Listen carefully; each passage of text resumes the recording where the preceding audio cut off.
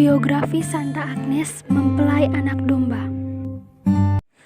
Santa Agnes hidup pada masa gereja perdana, yaitu masa ketika orang-orang Kristen mengalami penindasan serta penganiayaan yang kejam dalam pemerintahan bangsa Romawi.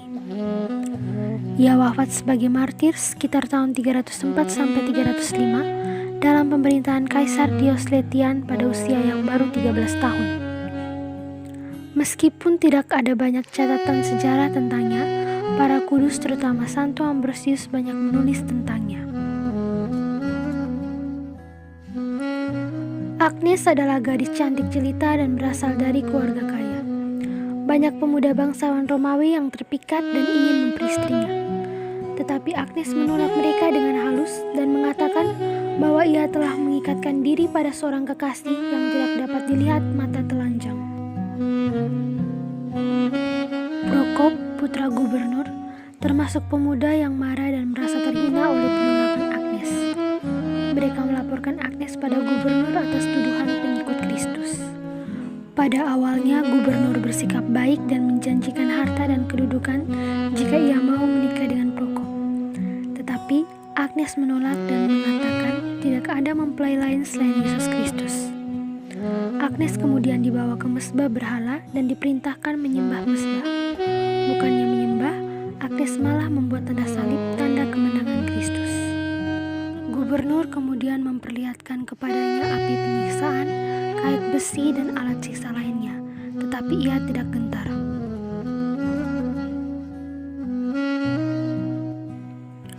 Gubernur sangat marah dan mengancam akan mengirimkan ia ke pelacuran. Tetapi ia menjawab, Yesus Kristus amat pencemburu.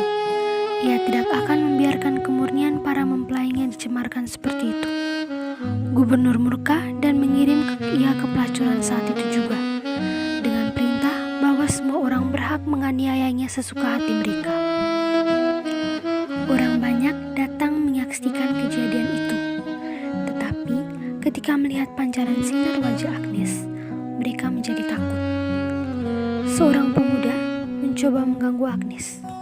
Pada saat itu juga, kilat dari langit dan membuat pemuda itu buta dan jatuh tersungkur di tanah. Teman-temannya membawa pemuda itu pada Agnes. Lalu Agnes menyanyikan lagu-lagu pujian dan pemuda itu kembali melihat.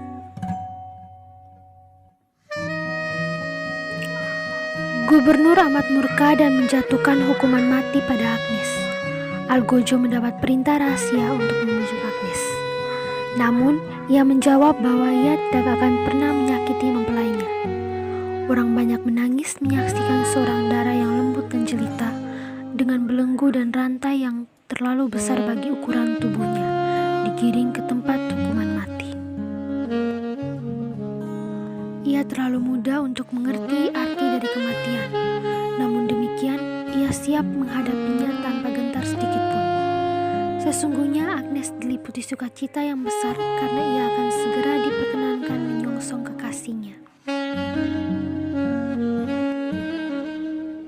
Sama sekali tidak dihiraukannya ratap tangis mereka yang memohon untuk menyelamatkannya.